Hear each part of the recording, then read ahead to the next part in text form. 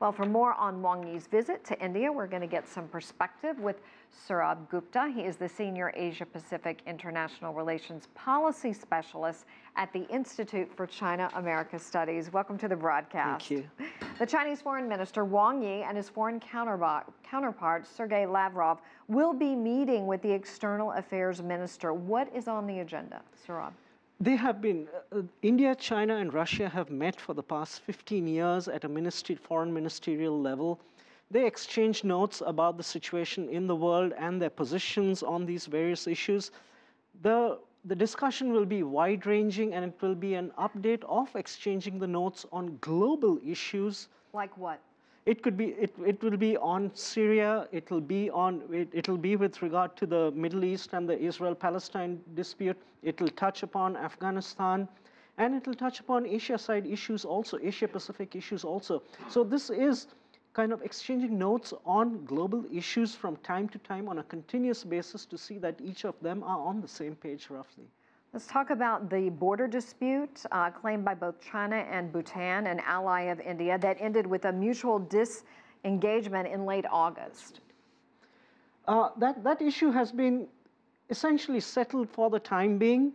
The issue was related to China building a road in a disputed area over which it has administrative rights currently, and India felt that that road was being built too close to its border.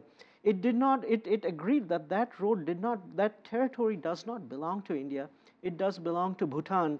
But because it was being built so close to the Indian boundary, India had objections to it. The situation has been taken care of for the time being, but China is building another road somewhat about 10 kilometers to the east of that road. And that has not caused problems or frictions with India. So I am assuming that both countries are right now at a stage where they are comfortable with what is happening on the ground in that area, and it's no longer a point of tension. What does this mean for the dynamics between China, India, and the United States, and how the U.S. is jockeying for a more favorable seating with India? That's correct. It's an interesting point, interesting question.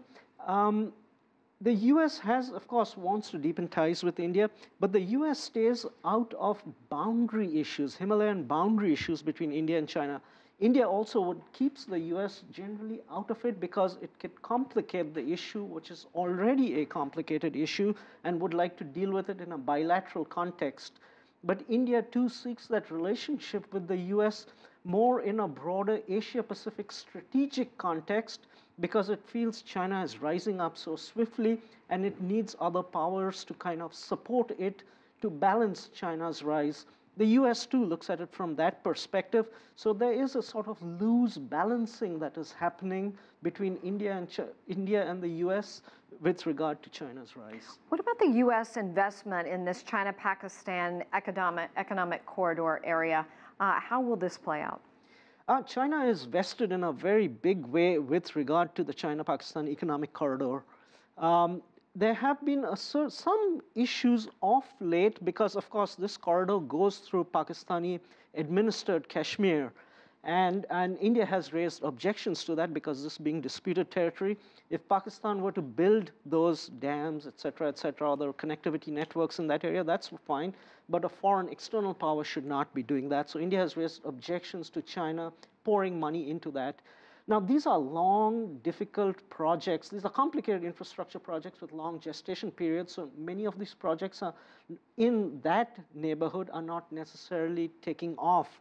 But by and large, the China-Pakistan economic corridor across the rest of the country is vitally important for Pakistan.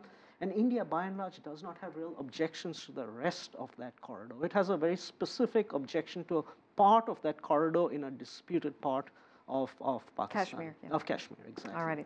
Well, Sourabh Gupta, we're going to leave it there. Thank you. Wonderful to have you.